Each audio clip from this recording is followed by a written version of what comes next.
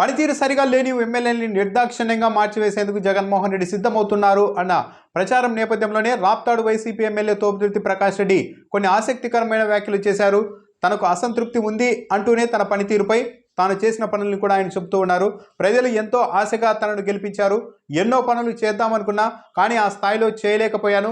తన పనితీరుపై తనకే అసంతృప్తి కూడా ఉంది అంటూ తోపుదుర్తి ప్రకాష్ రెడ్డి మాట్లాడారు. అయినప్పటికీ కూడా ప్రభుత్వం నుంచి కూడా డబ్బులు ఆశించకుండా సొంత డబ్బులతో వందల పనులు చేశాను. ప్రభుత్వం కూడా చేయలేని వందలాది పనుల్ని తాను పూర్తి చేశానని కూడా ఆయన చెప్తున్నారు.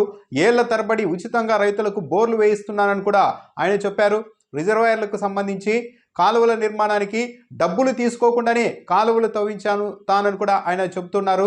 రిజర్వాయర్ కోసం భూ సేకరణ కోసం 12 కోట్లు కావాల్సి ఉంది. మరో నెల రోజుల్లో ప్రభుత్వం నుంచి ఆ నిధులు రాకపోతే తానే ఆ డబ్బులు చెల్లించి అడ్వాన్స్గా డబ్బులు చెల్లించి రైతుల నుంచి భూములు కొనుగోలు చేసి రిజర్వాయర్కు ఇచ్చేందుకు కూడా తాను సిద్ధంగా ఉన్నానని తోపుదుర్తి ప్రకాష్ రెడ్డి చెప్తున్నారు.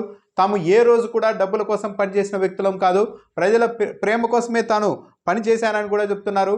అనేక చెరువులకు కాలువల్ని కూడా తానే సొంత నిధులతో తవ్వించానని కూడా ఆయన చెప్తూ ఉన్నారు. ఇలా ఎన్నో పనులు చేస్తూ వచ్చాను. ప్రజల కోసం ఎప్పుడైనా ఏ త్యాగానికైనా తమ కుటుంబం సిద్ధంగా ఉంటుందని కూడా తోపుదుర్తి ప్రకాష్ రెడ్డి చెప్తూ ఉన్నారు.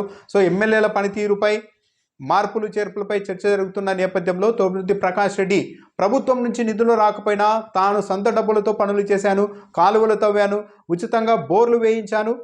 అయినప్పటికీ పనితీరుపై కాస్త ఎన్నో చేయాలనుకున్నాను. ప్రజలు కూడా అంతే ఆశగా గెలిపించారు. అవన్నీ చేయలేకపోయినప్పటికీ ప్రభుత్వం చేయలేని వందలాది పనుల్ని తాను సొంత డబ్బులతో చేశానని తోపుదుర్తి ప్రకాష్ రెడ్డి చెబుతూ ఉన్నారు.